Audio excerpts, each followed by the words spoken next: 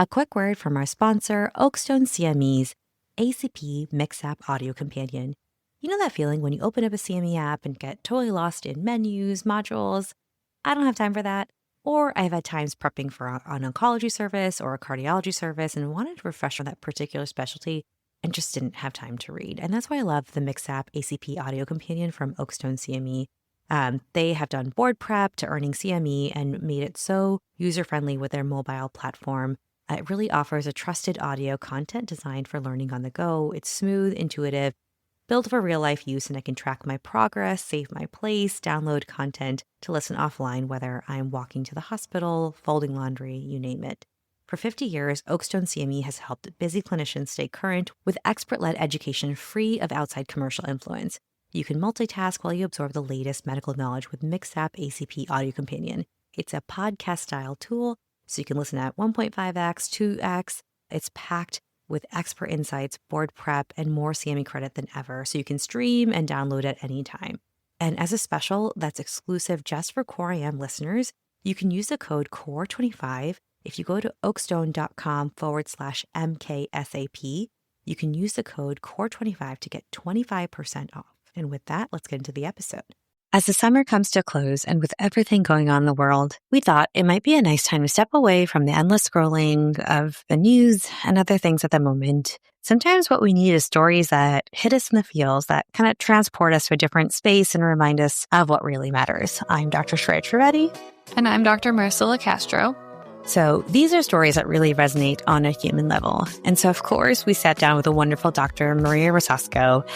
She just has this incredible gift of finding the profound in everyday moments of medicine.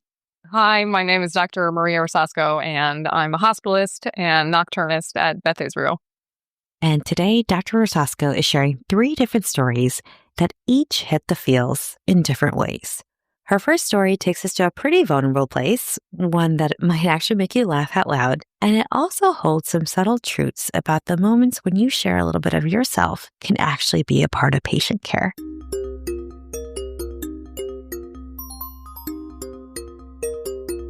One night in my first year as an attending, I was admitting a patient with a flare of inflammatory bowel disease. The admission was straightforward, no diagnostic mystery, no complex decision-making. And there wasn't any mystery for the patient either. She'd been admitted a number of times before and knew exactly what to expect. So we chatted. Earlier that day, she'd been at a pharmacy picking up her medications when she lost control of her bowels while waiting in line. She was with her toddler, who was making a fuss. She was embarrassed, but more than that, she was tired. I didn't want to have to be the adult in that moment. I just wanted someone to take care of me, she said. Then I asked her kind of impulsively if it would make her feel better if I told her a story about a time that I had pooped my pants in public. She heartily said yes, but I hesitated. Surely I should not tell a patient this story. But there was something in her unguarded expression that made me press on. So I told her in grotesque, minute detail. And she laughed so hard that she pooped her pants again. In that moment, we were just 2 humans who had both been humbled by our own bodies. When I was a med student and resident, I shared very little of myself with patients. It felt unprofessional, like I was decentering them from their own stories. It felt irrelevant. We were there to talk about them, not me. And for many patients, that's still true. And sometimes the best and hardest thing to do is just hold the silence. But I've started trusting my intuition more about which patients might want or need for me to be a little more human, not as a distraction from their story, but as a way to meet them in it. I can honestly say that I never imagined sharing a humiliating bowel catastrophe with a patient, but this was a reminder that offering the right part of yourself at the right moment can be its own form of care. And when I think about the future of internal medicine, I think a lot about what parts of my job will eventually be done by a capable computer. An admission for an IBD flare is honestly a perfect use case. But then I remember this patient, and I think ChatGPT will never make someone laugh so hard that they poop their pants. Not the way I can. That's amazing. Wow, I was not expecting the story to go where it went. Yeah. And what a great example of reading the room and trusting your instincts about what a patient needs can really make a difference. And it's such a delicate balance, right? We're taught to maintain professional boundaries, and rightly so, but sometimes the most professional thing we can do is just genuinely be human. ChatGPT will never make someone laugh so hard that they poop their pants the way I can. Yes, the best argument, hands down, for human connection in medicine I have ever heard. For sure. And I also don't think ChatGPT will ever be better at family meetings and some of the hard predictions that we have to make as a physician, which is where our story goes next.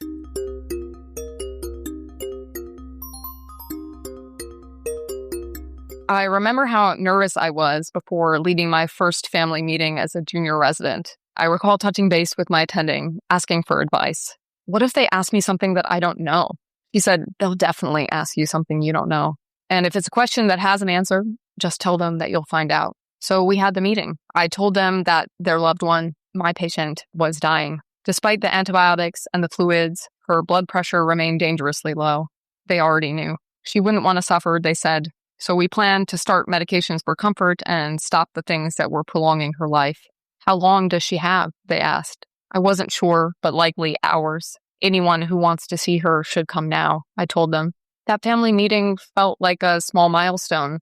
I had followed the script and thought I had done it well. The next morning, I logged in, expecting to see that she'd passed overnight. But she hadn't. She was still alive. Curiously, I noticed that her blood pressure had been checked overnight, and it was a bit better. I went to see her. She was still drowsy, but her eyes fluttered open when I called her name. Still, I thought, it won't be long now, and at least she looked comfortable. The next day, the first words out of her mouth to me were a colorful complaint about the bacon she had for breakfast. It was the kind of line I'd probably put in quotation marks in the subjective. I felt relieved and a little foolish. I'd spoken with such authority, and now here she was, alive and apparently very opinionated about bacon. Her vitals were stable. We checked her labs, and they weren't normal, but they weren't fatal either. So we reversed course. A few days later, she was discharged. But before she left, her family asked me, so, what do you think happened? It wasn't accusatory, and I got the sense that they didn't care very much about the answer. They weren't religious, and they told me they didn't believe in miracles. Their theory? She's always been stubborn. Had it been her constitution? Luck? Had the antibiotics finally taken effect? I still don't know what happened. But I think about her, about the night I felt completely certain that she'd die, and the offending bacon that she complained about 2 mornings later. In situations like this, when it seems like the ending is inevitable, I sometimes have a hard time leaving space for hope. Hope can feel irrational or sometimes even irresponsible. But I've tried since then to carry less certainty and more humility into moments I can't explain. Yeah, patience and the mysteries of the human body can definitely surprise us in ways we can't explain, and I think what keeps medicine so humbling. And yet, that line about the family's theory, she's always been stubborn, sometimes the most profound medical mysteries really just have simple explanations. Yeah, I love that. And then our final story is Dr. Rosasco taking us back to the early days of the COVID pandemic, a time that many of us are still carrying in ways that we might not even realize.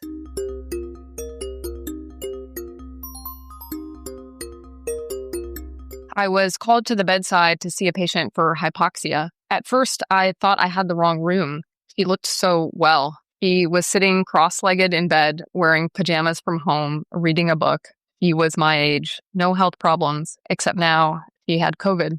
This was early in the pandemic when we still favored early intubation. This practice would change soon, but I didn't know it yet. She looked fine, but her oxygen levels were too low. I told her that we needed to transfer her to the ICU and intubate her. Could we do it tomorrow? She asked. I'm sorry, we can't wait more than a few minutes. Well, how long will I need to be intubated? I don't know, likely long days to weeks. And immediately her mind went to the practicalities. I need to give someone my bank account passwords so that they can pay my rent, she said. I should stop my mail.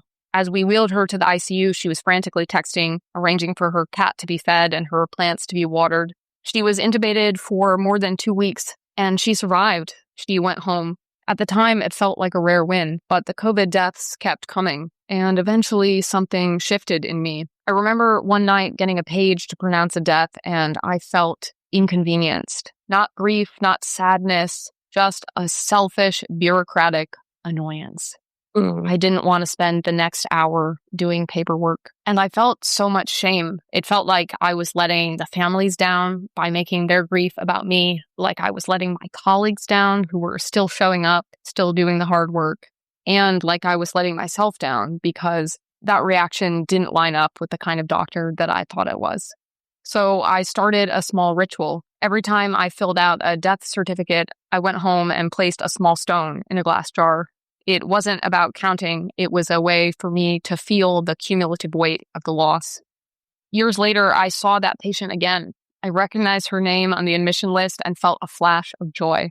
I remembered her as a success story. Her voice was the same, but she looked older than I remembered. She told me that she almost never leaves her house. She has agoraphobia and PTSD. She had to quit her job. She was barely hanging on, she said. When I got home, I put a stone in the jar for her. 5 years later, the world has mostly moved on, and that's a good thing. But some of us are still carrying it stone by stone. I moved apartments a few years ago and decided not to bring my jar with me. I was feeling better and no longer needed the ritual to remind me of my humanity. So I set the weight of it down, even as I still carry the stories with me. That story brings me chills. The image of the jar, the ritual, the letting go, it all just felt so real. I also just love that journey in that story, right? There was a shift from feeling everything deeply to feeling so numb to then finding her way back to what aligns with her values and the type of doctor she sees herself to be. And I think this is a good place to kind of end with a call to action. I'd love to hear how other people have rituals that they do to help align themselves with a doctor or clinician they want to be. And for me, I know I want to be a doctor above and beyond for patients, right? And I don't know if I necessarily have a ritual or system that keeps me or holds me to that. But yeah, I'm curious others and what kind of values they have and what rituals you might do. And thank you all for listening. If you have any stories that hit the feels or just feel good stories, please reach out. We'd love to hear them. Yes. And until next time, please be kind to yourself. And happy transitions. Take care. Shop the Sherwin-Williams July Summer Sale and get 30% off paints and stains July 18th through the 28th. With prices starting at $34.29, it's the perfect time to transform your space with color. Whether you're looking to revamp your interior or exterior, we have you covered with bold hues, soothing neutrals, and everything in between. Visit your neighborhood Sherwin-Williams store or shop the sale online. Delivery available on qualifying orders. Click the banner to learn more. Retail sales only. Some exclusions apply. See store for details. If you're a podcast host, listen up, this one's for you. My name is Allie Jackson. I'm the host of Finding Mr. Height, a dating and relationship podcast that I've been doing for 4 years now, sharing my positive and practical approach to dating that's built on my own life experience. And I wanted to share another experience that I've had, my secret behind monetizing my show. It's called Red Circle, and I was just telling my colleague about how much I love their platform. With Red Circle, not only am I getting a seamless hosting experience, but I also love the support I receive in ad sales. It's not just typical ad sales either. It's targeted opportunities based on my show and my life. And the platform is super simple. You just set your preferences and Red Circle matches you with sponsors that align with your show. You can vet every opportunity and their platform gives you great analytics. More recently too, my Red Circle team has brought me opportunities outside of my podcast on social media to really augment the podcast partnerships, bring them full circle. I just can't recommend them enough. If you want to give it a try, go to redcircle.com to get your free trial. That's redcircle.com for a free trial.